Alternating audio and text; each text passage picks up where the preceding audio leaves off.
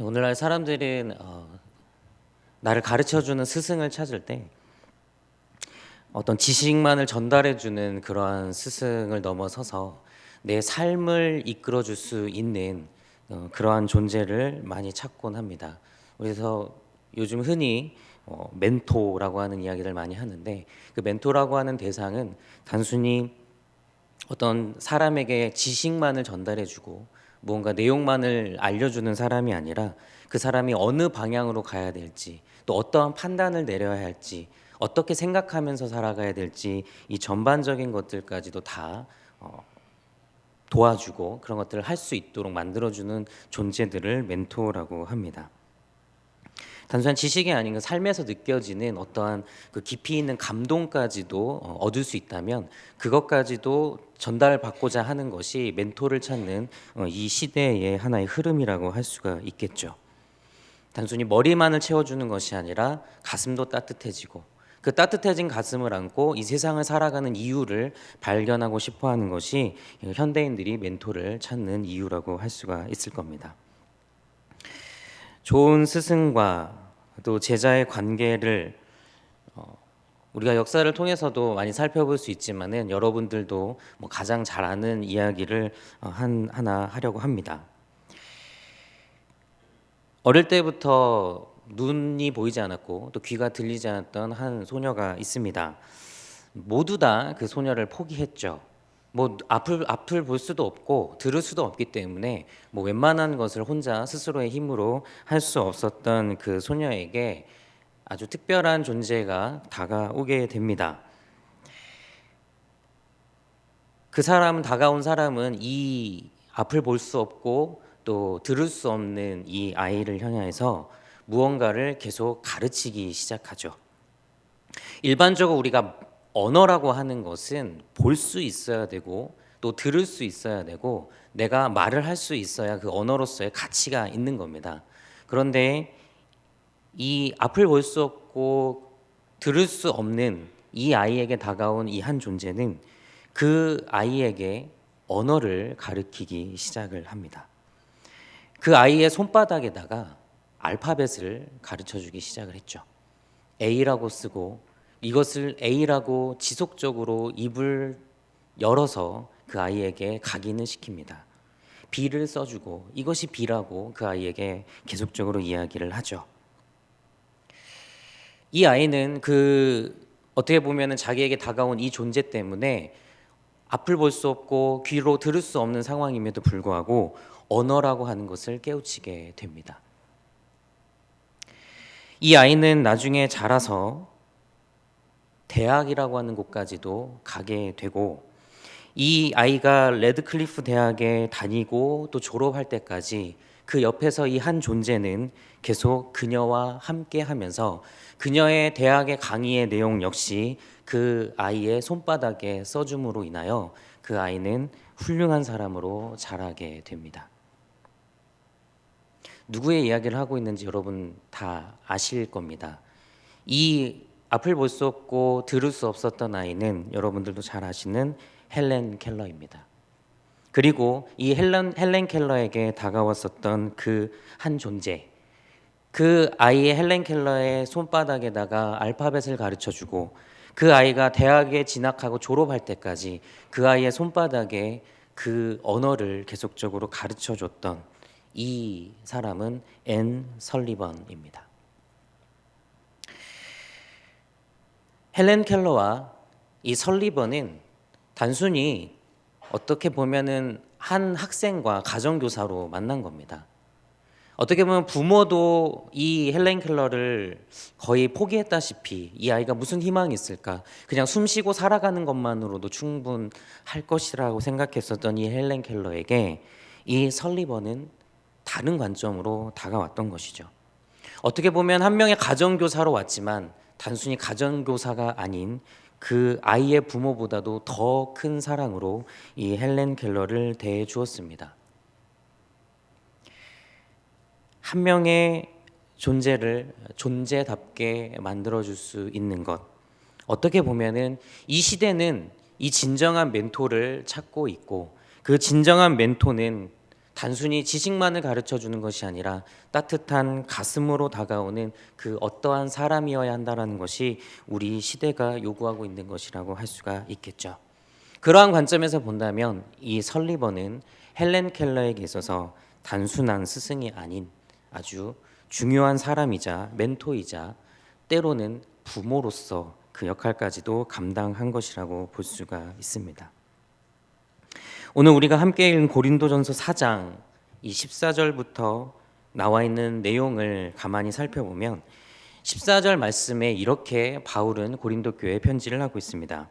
내가 너희를 부끄럽게 하려고 이것을 쓰는 것이 아니라 오직 너희를 내 사랑하는 자녀같이 권하려고 하는 것이다. 고린도전서 내용을 살펴보면은 상당히 바울이 고린도 교회가 뭔가 잘못하고 있는 것들을 지속적으로 지적하고 또 그걸 편지의 내용으로 삼고 있는 것을 알 수가 있습니다. 고린도 교회는 어떻게 보면은 정통적인 교회, 즉 예루살렘으로부터 출발했었던 유대인들의 교회가 아니라 먼 이방 땅에 있었던 이방인들의 교회입니다. 그렇기 때문에 고린도 교회는 그 태생에서부터 이방의 문화와 습성을 안고 있었던 교회였죠. 거기에 예수를 그리스도로 고백하는 사람들이 모이는 그 모임으로 바뀌게 되면서 그들 안에 어떠한 갈등들이 있었지만은 특별히 예전에 그들이 갖고 있었던 이방인의 문화와 습성들을 쉽게 정리하고 청산하지 못하는 모습들을 갖고 있게 됩니다. 바울은 그러한 고린도 교회의 현실들을 바라보면서 바울이 이 고린도 교회에 너희들 예수를 믿는 사람이라고 한다면 예수를 따르는 사람이라고 한다면은 너희들의 옛 습관과 옛 모습들을 벗어버리고 새로운 이 옷을 입고 또 이렇게 살아가야 한다라고 하는 나름대로 바울의 가르침을 이 편지에 써서 지금 고린도 교회에 보내고 있는 것이죠. 그러다 보니까 그 내용 가운데 조금은 고린도 교회 교인들이 듣기에는 조금 불편할 수도 있는 내용들, 때로는 그들이 가지고 있었던 생각과는 좀 다른 내용들, 이러한 것들이 다수 포함되어 있었다고 볼 수가 있습니다.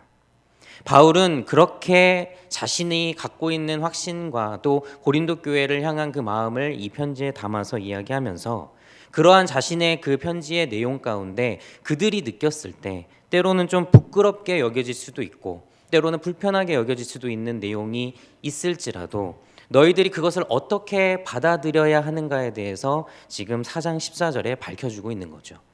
나는 너희들을 부끄럽게 하려고 하는 것이 아니라 마치 부모가 사랑하는 자녀를 대하듯이 정말 내가 부모의 심정으로 너희들이 올바른 주님의 길을 갈 수 있기를 바라는 마음에서 그 마음에서 내가 이렇게 편지를 써고 있노라라고 밝히고 있는 겁니다. 그러면서 15절에 이렇게 바울은 이야기합니다. 그리스도 안에서 일만 스승이 있으되 아버지는 많지 않다. 그리스도 예수 안에서 내가 복음으로써 너희를 낳았다고 이야기합니다. 그리스도 안에서 일만 스승은 많은데 아버지와 같은 존재는 그렇게 많지 않다라고 하는 겁니다. 내가 너희들을 향하여서 마치 부모가 자녀가 자녀에게 이야기하듯 지금 이야기하고 있는 이것은 나는 그리스도 안에서 다른 사람들이 그냥 일만 스승들이 이야기하고 있는 그런 것과는 다른 부모의 마음으로 아버지의 마음으로 내가 너희들에게 지금 이야기하고 있다라고 다시 한번 힘주어서 이야기를 하고 있는 겁니다. 여기에서 일만 스승이라고 하는 것은 무엇을 의미할까? 일만 스승, 어떻게 보면은 스승이라고 하는 직함은 받았지만은 일만 스승, 정말 많은 스승이라고 하는 이야기라고 할 수 있겠죠. 근데 여러분들 한번 기억을 한번 떠올려 보십시오. 여러분들이 인생을 살아오시면서 얼마나 많은 그 스승들을 만나셨습니까? 여러분들이 학교를 다니셨고 혹은 또 여러 공간에서 여러분들에게 스승이 되실 만한 분들을 여러분들 분명히 알고 계실 텐데 지금 여러분들 그 스승님들 여러분을 가르쳐 주셨던 분들 다 기억하실 수 있습니까? 나는 한 명도 빠짐없이 다 할 수 있어. 나한테 숟가락질을 가르쳐 주신 분도 나는 기억나고 나한테 신발 신는 법을 가르쳐 준 분도 난 기억나. 여러분 다 기억하십니까? 여러분들에게 지식을 가르쳐 줬고 여러분들을 삶을 이끌어 주셨던 그 많은 스승들을 다 기억하실 수 있느냐는 겁니다. 사실 대부분의 사람들은 그렇게 기억하지 못하죠. 그런데 제가 질문을 바꿔서 드려보겠습니다. 혹시나 여러분들의 삶에 결정적인 영향을 주셨던 선생님을 여러분들은 기억하고 계십니까? 여러분들의 삶의 어떠한 한순간에 여러분들의 삶을 바꿔주셨거나 혹은 여러분들이 갈등하고 어렵고 힘들어할 때 여러분들에게 정말 가슴 따뜻한 조언과 도움을 통하여 여러분들의 삶을 이끌어준 그러한 스승은 여러분 혹시 기억하고 계십니까? 제가 이렇게 질문을 하면은 당연히 있다고 말씀하실 분들이 많이 계실 겁니다. 여기에서 일만 스승은 바로 기억하지 못하는 스승들을 말합니다. 수많은 사람들이 스쳐 지나가지만 그 사람들은 나에게 그냥 나라고 하는 호숫가에 돌 한두 개 던지는 정도, 나라고 하는 연못가에다가 그냥 파장 조금 일으켜주는 정도. 그런데 그러한 스승들이 아니라 오늘 말씀에서 이야기하고 있는 이 아버지와 같은 존재들, 나라고 하는 이 존재에다가 아주 놀랄만한 파도를 일으켜서 나의 삶을 송두리째 바꿔줄 수 있고 나의 삶의 방향을 새롭게 설정할 수 있도록 만들어주는 그러한 존재, 그러한 존재를 성경은 오늘 바울은 아버지라고 이야기를 하고 있는 겁니다. 일만 스승과의 만남은 그저 피상적인 만남일 뿐입니다. 그런데 아버지 혹 부모와의 만남은 깊이 있는 만남을 이야기합니다. 특별히 오늘은 교사 헌신 예배를 우리가 예배를 드리고 있습니다. 교사란 존재는 누구일까? 특별히 주일학교, 유치부, 아동부, 중고등부 이 아이들을 가리키는 이 교사들은 누구일까? 단순히 지식만을 전달하고 말씀에 있는 그 지식만을 전달해 주는 그러한 일만 스승, 그러한 존재들일까? 우리는 많이 들어서 알고 있습니다. 교사는 바로 그 아이들의 영적 부모입니다. 육신의 부모 못지않은 사랑으로 아이들을 대하면서 그 속에서 그 아이들을 영적으로 양육하는 그러한 영적인 부모를 우리는 교회학교 교사라고 부릅니다. 이 만남은 바로 깊이 있는 만남이 됩니다.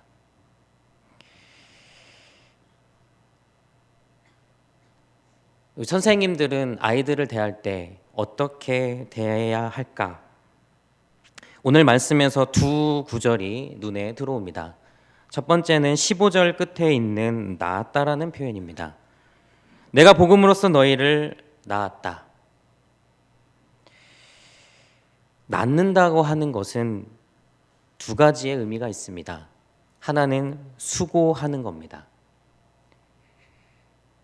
부모가 아이를 낳기 위해서 특히 어머니가 그 아이를 약 10달 동안 그 뱃속에 품고 있습니다. 저는 품어보지를 못했지만은 품어보신 분들의 이야기는 이것이 정말 힘든 일이다라고 하는 것을 한 분도 빠짐없이 이야기합니다. 아이를 뱃속에 품고 쉬었다고 얘기하는 분 이야기는 제가 한 번도 들어본 적이 없습니다. 수고하는 겁니다. 낳는 것은 바로 품어야 하는 수고를 동반합니다. 낳기 위해서 그 아이를 품어야 되고 낳기 위해서 그 힘듦을 감내해야 합니다. 피상적인 일만 스승과의 만남 속에서는 그 일만 스승들은 이 낳는 수고를 굳이 생각할 필요가 없습니다.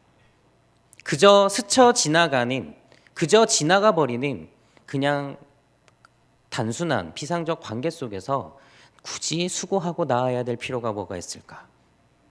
어차피 너는 1, 2년 지나면 한 학년 올라갈 것이고 또 시간 지나면 너는 아동부로 갈 것이요. 조금 지나면 중고등부 가고 중고등부 가면 청년부 갈 것이고 청년부 가면 결혼할 거고 어차피 너와 나는 다른 삶인데 내가 너를 뭐하러 수고하며 낳을 필요가 있겠니? 피상적인 만남은 그저 스쳐 지나가는 그냥 인연, 스쳐 지나가는 그러한 만남일 뿐이다라고 생각하게 됩니다. 하지만 부모는 개념이 다르죠.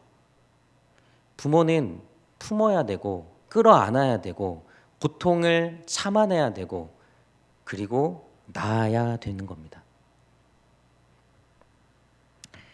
낳는다는 것은 또 하나 바로 투자하는 겁니다. 여러분, 아이를 낳아놓고 그냥 놔두면 알아서 큽니까? 이 낳는다라는 표현 안에는 사실 기른다라고 하는 의미도 있습니다. 내가 수고하고 품었습니다. 그리고 낳았습니다. 그럼 낳은 상태로만 놔두면 아이가 스스로 자라는 것은 그 세상 어디에도 없습니다. 짐승도 낳아놓고 내버려 두지 않는 것이죠. 낳는다라고 하는 거에는 투자한다라는 의미가 있습니다. 그 아이를 자라게 하기 위해서 끊임없이 먹여야 되고 끊임없이 돌봐야 되고 그 아이에 대한 책임을 다하는 것이 바로 낳는다는 겁니다. 그저 스쳐 지나가는 만남 속에서는 그렇게까지 투자할 필요가 없습니다. 교사를 하다 보면은 상당히 아이들에게 배신감을 많이 느낄 때가 있습니다. 저도 여러 번 경험을 했는데요. 저는 정말 아이들에게 진심을 담아서 맛있는 걸 사줍니다. 근데 아이들은 먹고 끝납니다. 분명히 저는 마음을 다해서 난 너희들에게 정말 부모의 마음으로 투자를 하지만 아이들은 그냥 먹고 사라지죠. 어디 들어갈 때 마음과 나올 때 마음이 많이 다른 것이 아이들입니다. 하지만 그렇다 하더라도 아이들을 낳는다라고 하는 것은 그 아이들에게 그만큼 정성을 다해서 투자한다는 것도 포함이 되어 있습니다. 낳는다는 것은 세 번째, 때로는 그 아이들에게 훈계도 해야 된다라고 하는 것이 포함되어 있습니다. 요즘 그 교사들이 많이 안고 있는 고민 중에 하나는 뭐냐면 어떠한 정말 아이가 잘못한 상황이 일어났습니다. 그런데 그 아이를 이걸 훈계를 해야 되나 말아야 되나 요즘 굉장히 많이 고민을 합니다. 왜 고민을 할까요? 이 아이에는 나는 교사고 이 아이의 부모가 따로 있기 때문에 그럽니다. 이런 경우들을 본 적이 있습니다. 선생님이 아이에게 분명히 아이가 잘못했기 때문에 아이를 좀 나무랬습니다. 뭐 때린 것도 아니고 말로써 이제 꾸중을 했죠. 뭐 좀 필요해서 손도 들게 했습니다. 뭐 물론 조금 하다가 말았지만 손도 들게 했죠. 그런데 그 부모가 그 교회학교 선생님한테 와가지고 이렇게 이야기합니다. 나도 이 아이에게 싫은 소리 한 번 안 했는데, 나도 이 아이 손 한 번 들게 한 적 없는데 당신이 뭐라고 내 아이에게, 당신이 뭐라고 내 아이에게 꾸중을 하고 내 아이를 벌 주냐. 나도 한 번도 이 아이에게 이렇게 해본 적이 없었는데. 우리 영남교회 부모님들은 그러실 분들이 없다고 생각합니다. 행여 아동부, 유치부는 별로 없을 텐데 아동부, 중고등부 선생님들이 그 아이들을 교육하는데 좀 훈계했다고 해서 결단코 목회자나 선생님들한테 와서 따지지 마십시오. 왜냐? 오늘부터 우리 선생님들은 이 설교를 듣는 순간 아, 나는 이 아이의 영적인 부모다. 부모기 때문에 훈계할 수 있는 겁니다. 제가 전에 교회에 있을 때 아주 심각한 문제가 있었던 친구가 한 명 있었습니다. 뭐 가정 상황이 그 아이를 삐뚤어지게 만들 수밖에 없는 상황이기는 했습니다만 애가 좀 해도 너무 좀 지나친 친구가 있었습니다.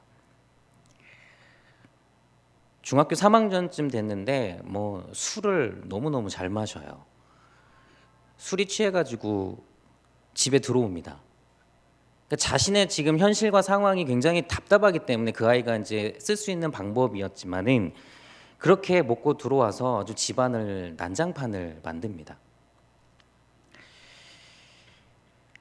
그 아이를 저는 그냥 물려받은 겁니다. 그 아이의 문제는 그 전부터 있었거든요. 그런데 이 아이가 그렇게 삐뚤어져 있는 그런 상황 가운데서 아무도 그 아이를 손을 대지를 못하는 겁니다. 단 한 명도 그 아이에게 손을 대지 못하고 심지어 부모님도 그 아이를 어떻게 하지를 못하는 겁니다. 그런데 그때 당시에 이제 저는 저희 형과 함께 사역을 하고 있었습니다. 근데 저는 좀 사람이 좀 이렇게 온순하고 부드러운데 저희 형은 아주 성질이 고약해가지고 이제 그런 거를 못 봅니다. 예, 저희 형 타입이 그런 스타일이 아니어가지고 이 아이가 그렇게 난리를 치는 광경을 이제 그 부모님을 통해서 듣게 됩니다. 그러면서 저희 그 형 목사님이 그때 당시 전도사였는데 그 어머니께 얘기했습니다. 어머니, 제가 이 아이 가르쳐도 되겠습니까? 그랬더니 가르치는 거는 됩니다. 아니요, 제가 부모로서 이 아이 가르쳐도 되겠습니까? 그때 그 어머니는 그게 무슨 의미인지를 잘 모르셨던 것 같아요. 그래서 그렇게 하셔도 된다고, 전도사님이 하고 싶으신 대로 마음껏 하라고. 그래도 되겠습니까? 네, 괜찮습니다. 알겠습니다 하고 그 아이가 난리를 치는 그 상황에 가서 아주 귓방망이를 아주 세차게 때렸습니다. 너 이렇게 살면 누가 너 알아줄 것 같느냐? 너 그렇게 하는 것이 지금 네 마음을 표현하는 방법일 수는 있겠지만 너 그렇게 하는 것만큼 너 나중에 후회하게 된다 하면서 아무도 그 아이를 때리지 않았는데 그 전도사가 그 아이를 가서 세차게 때렸습니다. 그런데 참 신기한 일이 그 아이가 저희 형 말만 듣습니다. 그 아이가 저희 형 얘기만 듣습니다. 제가 나중에 물어봤습니다. 너 왜 내 말은 잘 안 듣고 왜 형 전도사님 말만 듣냐? 그 아이가 한 말입니다. 그 전도사님, 형 전도사님이 저를 정말 사랑합니다. 그 전도사님이 저를 정말 아껴줍니다. 그러면서 그 아이가 해준 말이 있었습니다. 제가 그렇게 난리를 치고 집에 있는 기물을 다 깨먹었는데 전도사님이 조용히 오셔서 자기의 집 다 치워줬다는 겁니다. 저 형이 너무 멋있게 보이더라고요. 그러니까 앞에서는 때리고 뒤에 가서는 감싸주는 그러한 진정한 마음을 그 아이가 알았던 거죠. 여러분, 때로는 교사들이 아이들을 훈계해야 합니다. 물론 너무 극단적인 예일 수는 있겠지만은 요즘 아이들은 그 아이들 마음속에는 누군가 나를 좀 바르게 잡아줬으면 좋겠다라고 하는 그러한 심리가 있습니다. 그런데 너무너무 사랑하고 아끼는 아이라고 그 아이에게 싫은 소리 한번 할 수 없다면 그 아이가 바른 길을 잡아가는 방법을 모르게 됩니다. 때로는 교회 학교 선생님들이 그 아이들을 바라보면서 내가 이 아이의 영적 부모로서 이 아이가 이렇게 가면 안 되는데 이 아이는 정말 내가 볼 때는 이렇게 가야 되는데 라고 생각하면서 그 아이들을 지도할 때가 있을 겁니다. 그럴 때마다 여러분들은 선생님들께 그 권한을 맡겨주시고 올바르게 인도할 수 있도록 한다면 교사가 진정으로 아이들을 영적으로 낳는 그 일을 잘 해나갈 수 있을 거라고 생각이 듭니다. 바울은 교사들이 또 하나의 태도를 가져야 될 때 16절에 보면은 나를 본받는 자가 되라고 이야기를 합니다. 본받는 자가 되라라고 자신 있게 이야기할 수 있으려면은 모범이 되어야 한다는 거죠. 바울은 이 고린도 교회에 자신이 있었습니다. 나를 본받으면은 곧 내가 따르는 예수 그리스도를 본받는 일이 된다라고 생각을 했었던 겁니다. 교사들이 가져야 될 태도 두 번째는 바로 본받는 자가 되라고 이야기할 수 있을 만큼의 모범적인 삶을 사는 겁니다. 아이들에게는 거짓말하지 마세요. 애들아, 거짓말하면 안 돼 라고 교사가 누군가 아이들에게 가르쳤다고 가정을 해봅시다. 그리고 돌아서서 교사가 거짓말을 하면은 그거는 모범이 안 되는 겁니다. 쟤는 못 보니까 그냥 아이들한테 가르치는 건 가르치는 것이고 내가 사는 삶은 또 내가 사는 삶의 방식이 있어. 이렇게 이율배반적으로 생각한다면 아이들은 속이실 수 있을지 몰라도 하나님을 속일 수는 없습니다. 교사들의 이중적인 태도만큼 가장 비교육적인 것도 없습니다. 바울이 자신 있게 나를 본받는 사람이 되라라고 말할 수 있다는 것, 바로 모범이 되는 삶을 살라고 하는 의미가 있다는 것을 기억할 필요가 있습니다.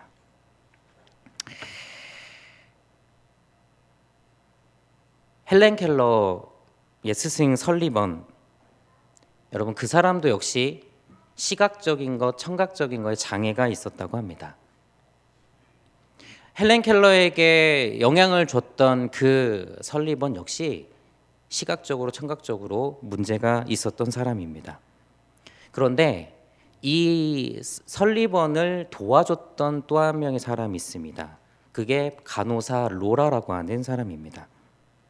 여러분, 이 이야기를 통해서 중요한 원리를 한 가지 생각해 보게 됩니다.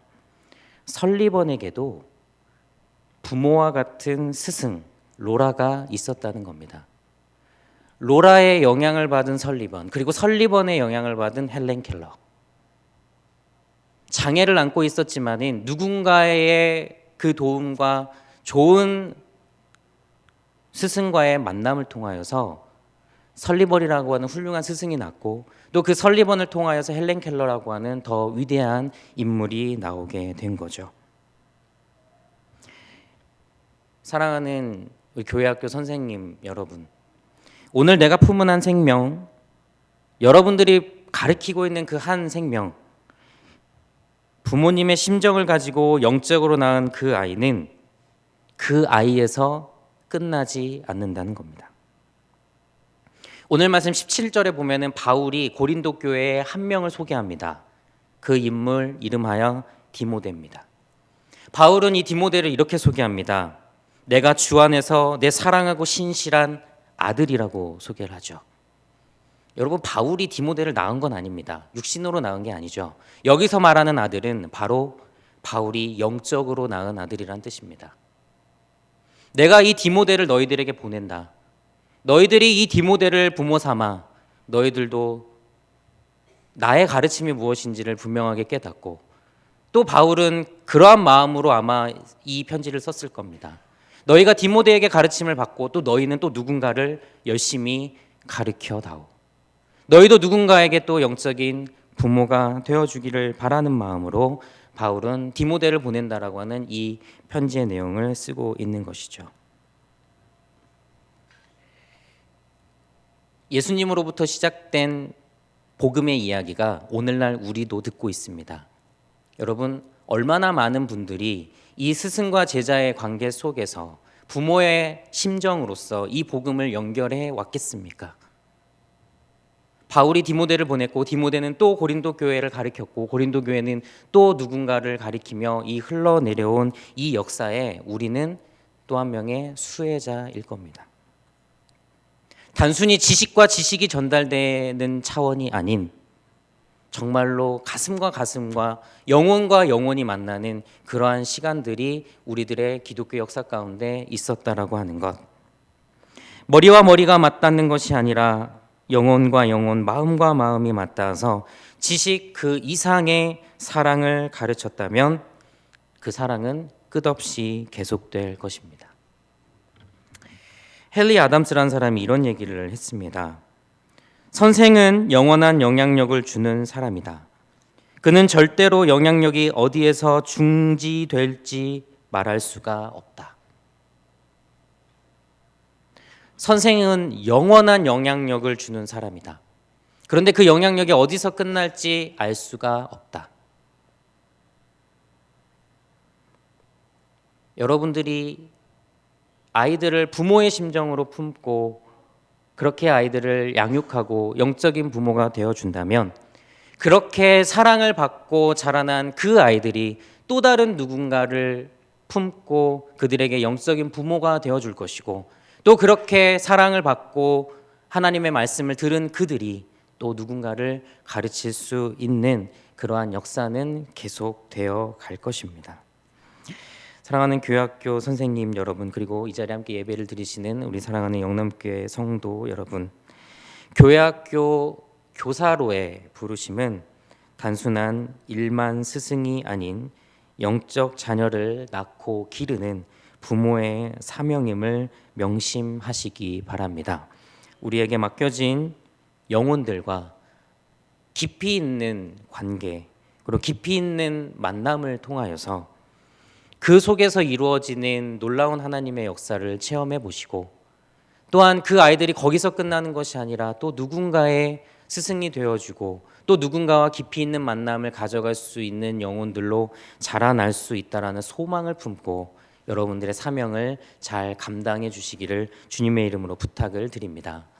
또한 우리 성도님들은 우리 선생님들이 그렇게 아이들을 양육할 수 있도록 우리 선생님들도 여러분들의 자녀, 여러분들의 손주의 영적인 부모라고 하는 그 권위를 인정해 주시고, 선생님들이 정말 마음을 다하여서 부모의 심정으로 아이들을 양육하고 교육할 때 옆에서 함께 기도해 주시고 응원해 주신다면, 분명히 영남교회 안에 있는 우리 유치부, 아동부, 중고등부 친구들이 훗날 더 큰 스승들이 되고 더 훌륭한 주님의 일꾼들이 될 수 있으리라 믿습니다.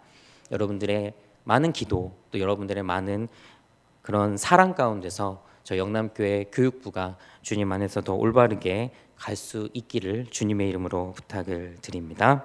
같이 기도하겠습니다.